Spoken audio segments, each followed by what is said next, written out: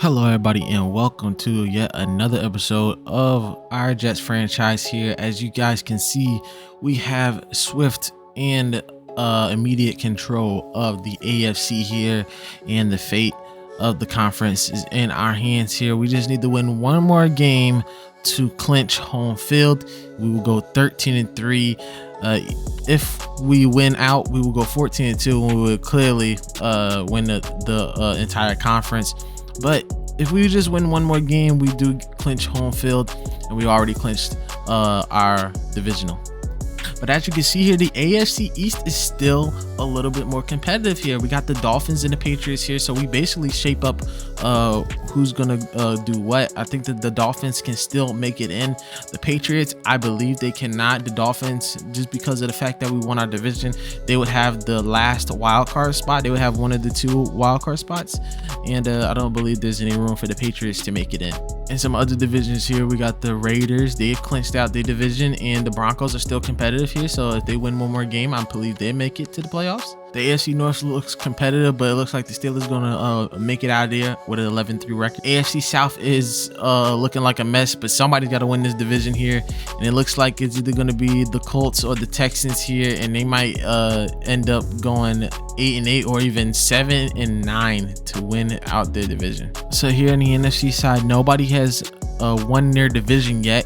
It is a lot of division rivals still fighting for a spot here. You got the Packers and the Vikings here. They're fighting for a divisional spot. We got the Falcons and the Saints, I believe. No, the Buccaneers, that they're fighting for their division. But the Falcons just need one more win, and they'll basically win their division. We got the Redskins and the Giants, one game apart from each other in their division. And then we got the Rams here that are fighting against the Seahawks to see who wins in their division. We got a lot of outliers here. We have the Panthers that still can make it. But the Buccaneers that are trying to fight for the division, they have not won the division yet. The Seahawks are at 9-5, but a lot of these teams, one of these teams are going to win 10 wins and not make it to the playoffs, which is sad because of how the AFC is going right now, especially the AFC South right now, which is absolutely god awful. But it's sad, but it's very competitive. Only 6 can make it in. This is before we added an extra team in the playoffs here, so let's just get right into our players of the week. So our players of the week here, Peyton Manning. Woo, what a game. 6 touchdowns, 280 yards. He had a day. And then our defensive player of the week is Delta O'Neal. So the AFC sweeping the NFL players of the week. He had an interception return for a touchdown, or either a fumble recovery for a touchdown. But he did have 3 tackles, and he did have 2 turnovers today. Looking at the MVP race, it looks like Kurt Warner's going to run away with it, though. He's going to have almost a 4,000 yard passing season. He has 2 more weeks to go. So they look like he's gonna sweep it up with the MVP. Michael Vick, I believe he has a handful of rushing touchdowns. Yeah, over 1,000 rushing yards and over 1,000 passing yards. They're definitely gonna get you over the hump. Almost 2,000 passing yards, 17 touchdowns, only 4 INTs too. So Michael Vick, another great player for MVP. We got our duo of Chad Pennington and Curtis Martin, even though we've been not getting as many touchdowns as Kurt Warner over here, 36. He's about to have 40. Mainly giving it to Isaac Bruce over here, who is 5th, 17 receiving touchdowns and over 1,400 receiving yards due to Torrey Holt being injured, so he doesn't have to share any of the touchdowns. What a season that the Rams are having this year at 9-5. And then our horse trailer player of the week, we did not make it once again. Junior Seau, though, he had one heck of a day. A fumble forced and recovered, and then an interception with 4 tackles. Definitely a true Pro Bowl player here this week. So looking at the Patriots schedule here, they did lose to us 31-21 here. They ended up losing 3 straight, then winning 2 more, then losing 3 more, then they won. They've been in a losing streak back and forth, but they've won 3 straight so far, and they're really trying to make some sort of a playoff push. They're not eliminated yet, but they got to take on us. And plus, they don't have Tom Brady. Tom Brady, I believe he sprained his wrist. He is out for the week. And also, Troy Brown is out for about 3 weeks. So they're not even going to have the number 1 quarterback or the number 1 receiver. So we're going to have to find out who they bring in. It's either Damon Heward or they're going to bring in Rohan Davey, the Jamaican sensation. So let's get right into it. Jets versus Patriots. Alrighty guys, so we are here back at home in our final home game of the regular season, taking on the New England Patriots here, and we got to be wary of these guys. Even though they don't have Tom Brady, they still got some good defensive pieces, including Lawyer Malloy. Now he is a one of the best strong safeties that the Patriots have ever had, and he is going to show us why we shouldn't underestimate the Patriots here. As we give it here to Curtis Martin, breaks a tackle and gets the first down there. You know, we're starting off strong. We like to start off strong here, and we like to try to get a score as soon as possible. And that's what we're trying to do here. Pennington giving it to Wayne Corbett, and Wayne Corbett, never seen him with such speed, going down inside the 20-yard line, starting us here 1st and 10. Pennington feeling some trouble here, and he's going to throw it right to Anthony Beck, and he gets it in the corner of the end zone for a touchdown there. Great job there, and a great start to the drive. We love to start drives like that. 7-0 to start the game here. Antoine Smith tries to go for the toss play here, but Beasley, as you can hear the crowd chant his name, he gets to stop there on 3rd down, so we get the ball here. Getting a nice little first down here from Anthony Beck. And then Santana Moss with another first down. I'm sorry, that was Wayne Corbett here. And then we mess up there with a 3rd down, trying to give it to Wayne Corbett. And a lot of times I've had Chad Pennington just not lead that ball the right way, as we give a touchdown to Deion Branch, as we did, I believe, with Troy Smith in that last game, where he returned it for 6 in the last time we played them. So this is no different. And then we throw another overthrown ball to Wayne Corbett, and that was a touchdown that time. And then Wayne Corbett finally get an opportunity to get the ball. He drops it, and it will be incomplete. So we have to punt the ball away again, but this time it's a fumble, and Robertson can't get it, but Lawyer Malloy will pick up the fumble, and they will save the drive there for New England, as Faria gets the catch before the end of the first quarter. Score tied here at 7, as the Jets can't get in their own way, as Abraham almost gets another pick there. It's going to be 3rd down for Heward, and Heward throws this right into 57's hands, and he can't hold on to it. I believe that was Mo Lewis that can't hold on to it, but that's okay. They got a good punt here, as we are going to get the ball deep into our own territory, but Curtis Martin's going to drag us out there, taking it to the 18-yard line here. 3rd and 4 this time. Play action fake here. Pennington feeling pressure, but the pressure is nothing to him, and Anthony Beck getting a big first down here, almost crossing midfield. Pennington on this play giving it to Corbett here, and he gets a nice little first down. 2nd and 8 here for Pennington. Pennington will throw this one to Corbett once again off the curl route. That's another first down, and that's our bread and butter today, at least for today, as Pennington throws a floater right to Kevin Swaney. He gets it. 1st and goal. Pennington gonna find some pressure here, but he gives it to Sewell, and Sewell was the dump off man. A nice touchdown there, and it puts us back up by 7 points here at home, trying to get that home field advantage so we can get another home game here for the divisional round, as Damon Heward just throws it way backwards there and almost gets picked up by the defense. Here, they're in a 3rd and 1 situation. Heward gonna float this one right to Antoine Smith, and he's gonna get the big first down there to keep the drive going. Another 3rd down conversion here. Heward gonna find his man, but he cannot hold on to it, and it's gonna be incomplete. I believe that was Faria, as we just dropped the worst ball there. I mean, Pennington overthrowing these guys. We have to get that ironed out by the time we hit the playoffs here. But we insist it's going to be a 3rd and 4 here. We try to throw him off guard there with a Curtis Martin run. It did not work. So we go for it here on 4th down here. Pennington looking for somebody, but he can't find anyone, and he would get sacked, and that would be a big turnover on downs, especially with time left here in this first half. But the receiving core is not hitting, as they do not have Troy Brown. 3rd and 10 here. They're going to give it to Deion Branch, and he's going to get the catch for the first down.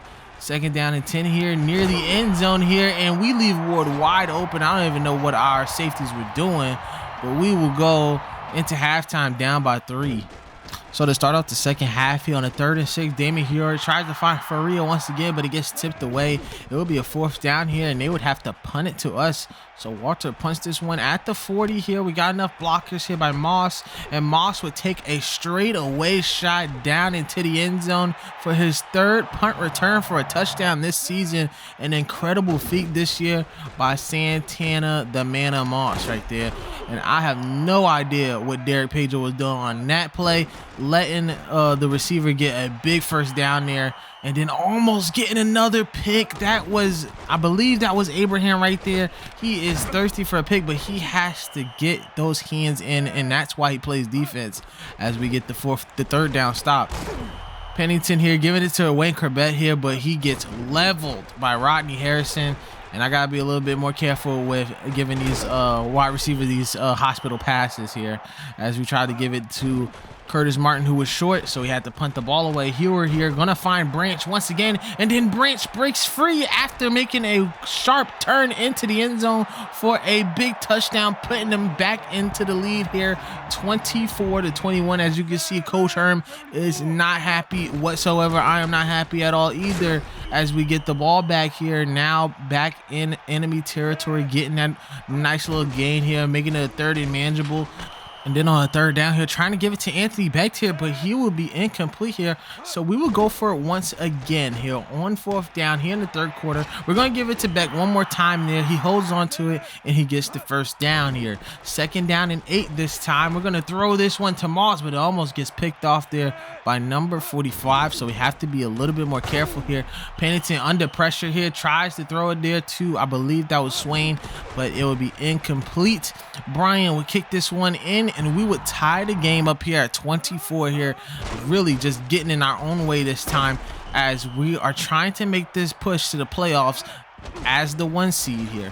But we just cannot get things done here, as Hewitt will find another wide receiver. That's Patton this time for another first down. Hewitt this time dropping back, finding Faria once again. Was that a first down? It was not. It was 2nd and inches here. Hewitt wouldn't be a problem for him as he finds Faria once again. Faria is being that Rob Gronkowski to Damon Hewitt's Tom Brady. He has Faria once again, another first down. That is 3 first downs on this drive. Hewitt this time though, he throws it to Pedro, and Pedro will finally get his first career interception here as a New York Jet getting drafted this year. So finally getting a turnover here, but we cannot capitalize on it, as Curtis Conway cannot hold on to it, and we will have to punt the ball away. Here on this run, it would be Antwain Smith here, and he would get the 2 first downs, but they're gonna call it back here. Damian Woody called back for holding. Hewitt this time gonna throw this one. He had a step, but the receiver just can't hold on to the ball here. So they would punt this ball away right back to us, and it would be a tight end versus tight end battle here. We're giving it to Anthony Becht. They just keep giving it to Faria. And then again, feeding the ball to Curtis Martin here, getting us a fresh set of downs, moving those chains. Pennington under pressure. He's going to find Curtis Conway for a medium gain here. It's going to be 2nd and 3 here. We're going to give this one to Sewell, and he just barely passed the chains here for a first down. But we are back in a third down situation, but it is no problem for Anthony Becht as he gets us right out of it.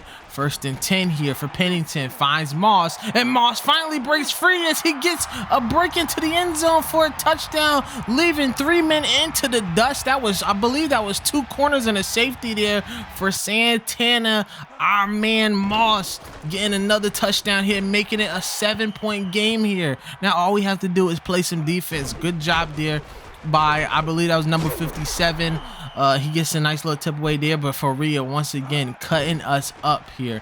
They go with a 5 receiver set here, but we get the tip away there by Coward. Hewitt on a 3rd and 10 throws this one to Patton and gets the first down. We cannot get these boys off the field, so here's going to be a 2nd and 10. Gives it to McCreary, stops him there, but they will have to go with the no huddle. 3rd and 9 here for Hewitt. Hewitt looking, gets Branch, but it's going to be a 4th down. They're going to have to go for here. 4th and 3. We just need one more stop, but Johnson gets the grab and even gets more yards, and then he would make one juke and get into the end zone for a touchdown. And all we needed was one more stop. All we needed was one more stop, and we can't even get that done. But we're trying to drive down the field, at least try to get a game-winning field goal here. Throws that one. We're going to give it to Becht. there, and that was a great job there by Chad Pennington.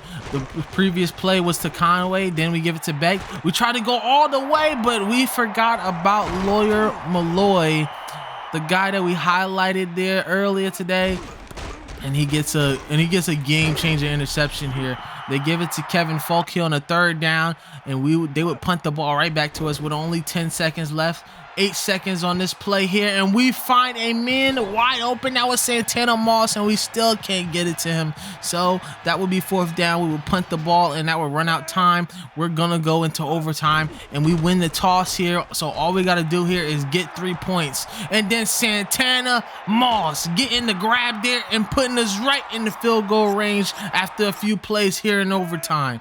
Second down and 6 here. We're looking for 6 points. We're going to give it to Wayne Corbett, and he brings it to a goal-to-goal situation. So we're going to give it to Lamont Jordan. He gets it on a toss play, and he gets the game-winning touchdown here at home. We give our fans a nice little thriller here in overtime, winning this one 37-31. And now we get out of here with not only the division title, but a home field advantage as we take the first seed here in the playoffs. All right, guys, so we beat the New England Patriots in overtime. They gave us a hard time, but we beat them 37-31 here. Chad Pennington having a day, 3 touchdowns, 400 passing yards, 28 out of 52. Not too bad on the completion percentage, 53%.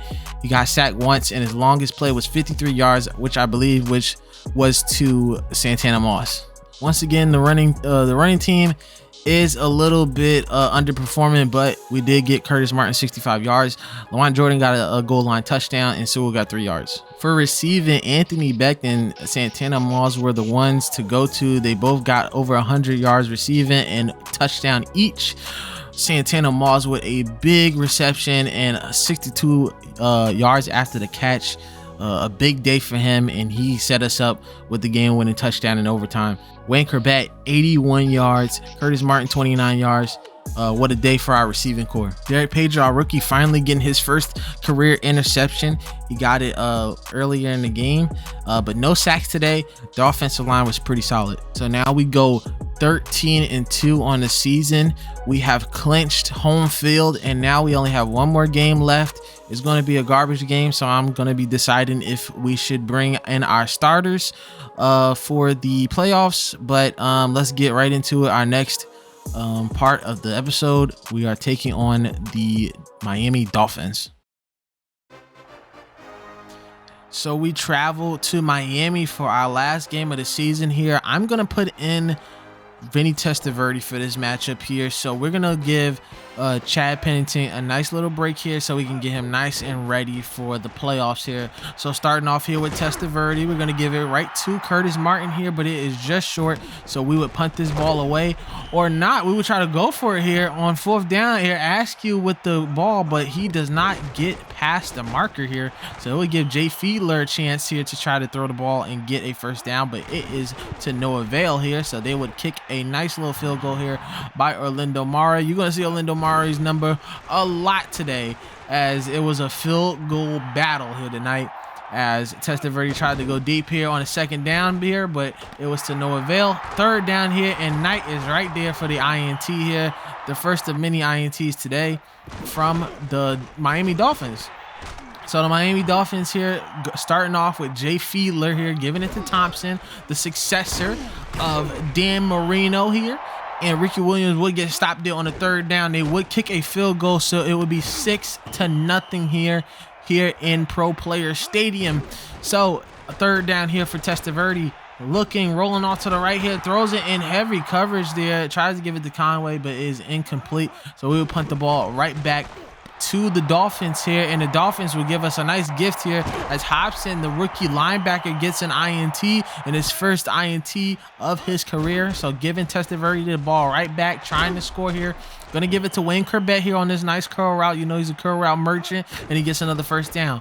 Testaverde throwing it here to Wayne Corbett once again, but takes a sharp hit there, and it would be just short of the first down here. We would give it to BJ Askew, our rookie fullback, for the first down here.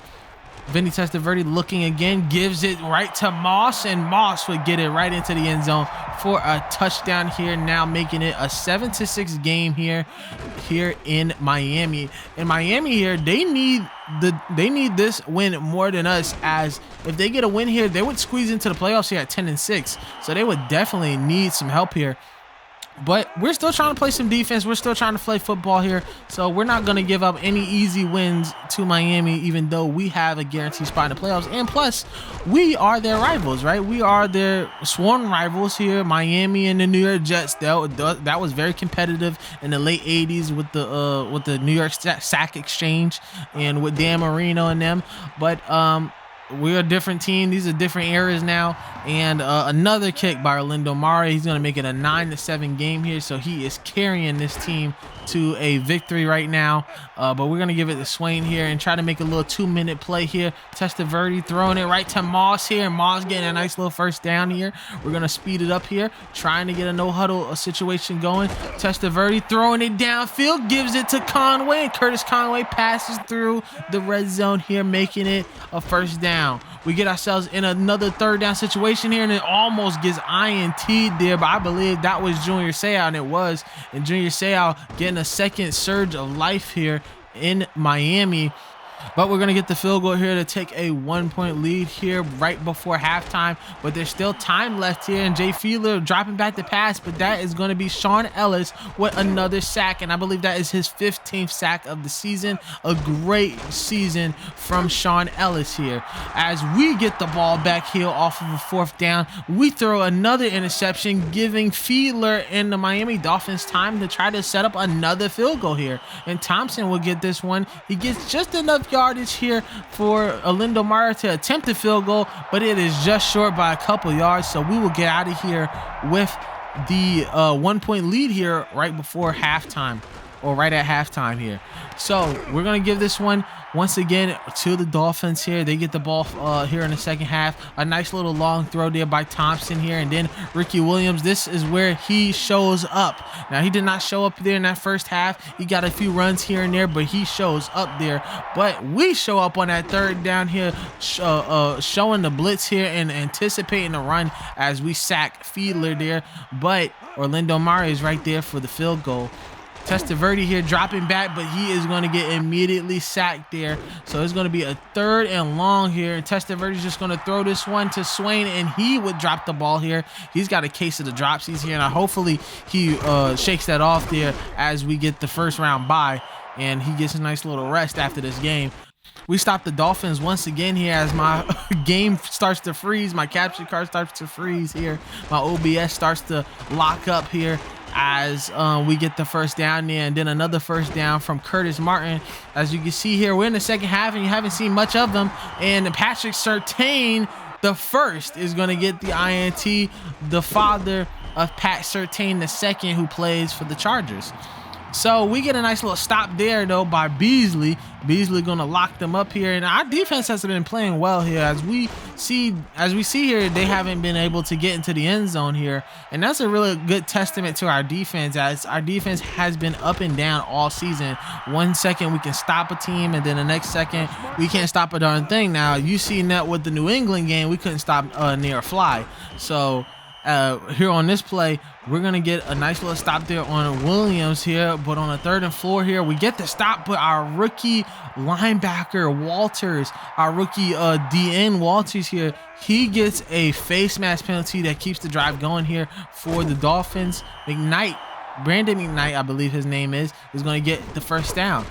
Williams here on this run, nobody in front of him there, but we just get the tackle there from I believe that was Abraham. And then Williams once again getting a nice little run here and taking it just outside of the red zone here. 2nd down and 10.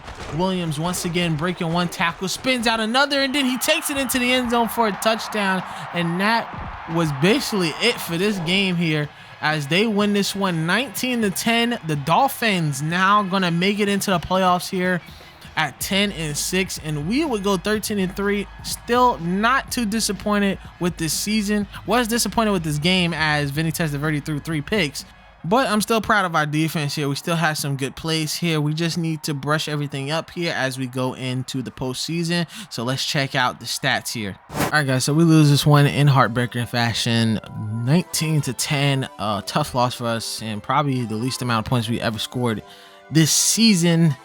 We put Vinny in, and yeah, it wasn't that good of a game. 10-28, 3 INTs and a touchdown, and only 126 yards.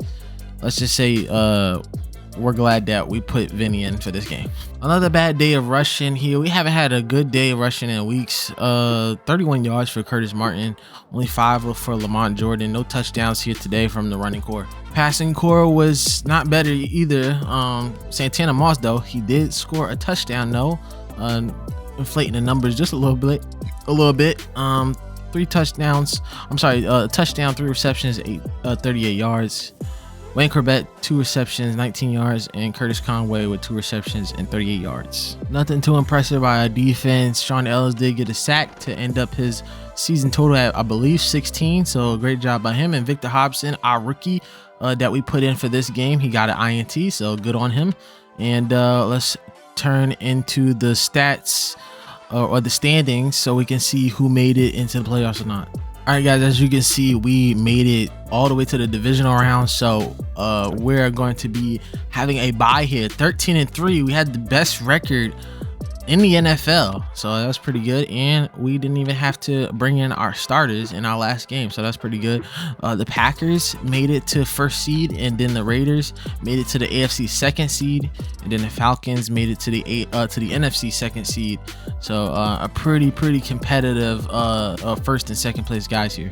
Taking a look at the standings here, so the Dolphins, we just handed them a win, so they made it to the playoffs here, so good on them for making it. The Patriots were 8-8, and they were nowhere near winning this one, but the Dolphins did make it, so we got to be aware of them if we take them on, mainly probably in a AFC championship game. The next wild card team that made it was the Broncos. The Broncos went 10-6 as well. The Giants actually won the division. They went 11-5 after the Redskins was holding the division lead for a long time, but I guess they lost their matchup to, I think, the Cowboys, because the Cowboys were like 1-13 at the end of it. So I guess they lost to the Redskins there. Well, they beat the Redskins there, and I guess the Redskins made it to the wild card. And a highly competitive NFC West, the Seahawks and the Rams both made it, but the Rams ended up with the division title, and the Seahawks are in the wild card. Taking a look at our final season stats here, we had Chad Pennington almost 4,000 yards. Could have gave him 4,000 yards, but we thought that his health should be ready. He should be ready, rested, and everything for the playoffs here, getting him 2 free weeks of rest. So 3,848 yards, 30 touchdowns, and 12 INTs for him. Curtis Martin with another 1,000-yard season, 1,240, and with 15 touchdowns, cannot complain. With Lamont Jordan getting 120 yards and 3 touchdowns, good on him as well. Just giving our young guys some running, but not too much, as we got, a Pro Bowl caliber running back who has had 1,000-yard rushing seasons ever since he came out of college. I mean, he's never had less than that, so easily getting him in there, Hall of Fame numbers right there. Receiving, we did get Santana Moss over 1,000 yards. That was definitely a goal when we got close to it. He got 6 receiving touchdowns, so he's right behind Wayne Corbett, who was a red zone merchant, and he got 8 touchdowns this season. Sewell was also a red zone merchant. He got 5 touchdowns. Anthony Beck, Curtis Martin with 4.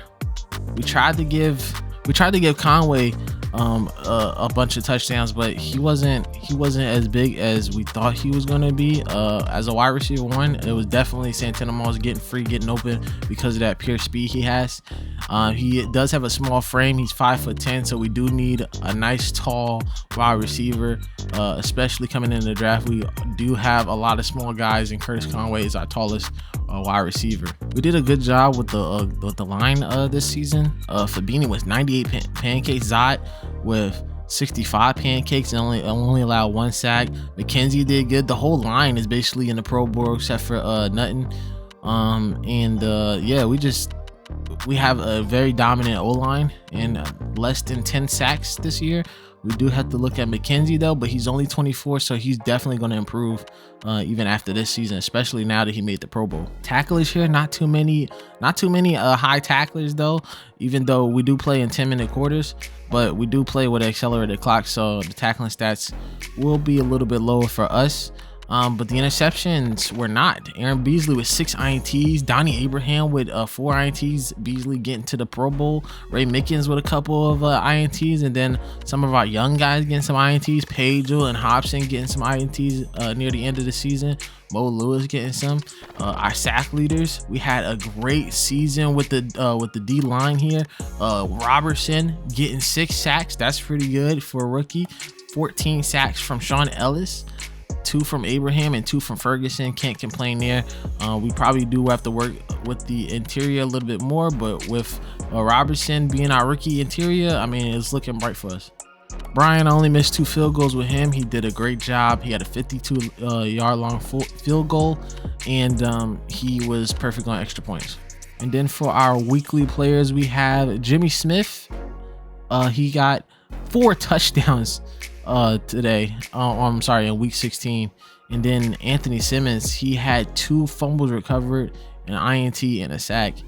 Then for week 17, Charles Rogers, the rookie wide receiver, he had 4 touchdowns out of 14 catches, which is insane. And then Keon Carpenter, who was out in the playoffs, he has 2 INTs and 1 return for a touchdown in week 17. Alrighty guys, so tune in next episode, I believe 10, to see who we face off here in the wild card. It's either between the Broncos at the Steelers or the Texans and the Dolphins. I believe whoever wins this game, we take on either one of these guys, but we got to figure that out once we simulate this episode. We'll simulate this week of the wild card weekend. So tune in for this one, and we'll see you guys in the next video to see who we face off here against in the divisional.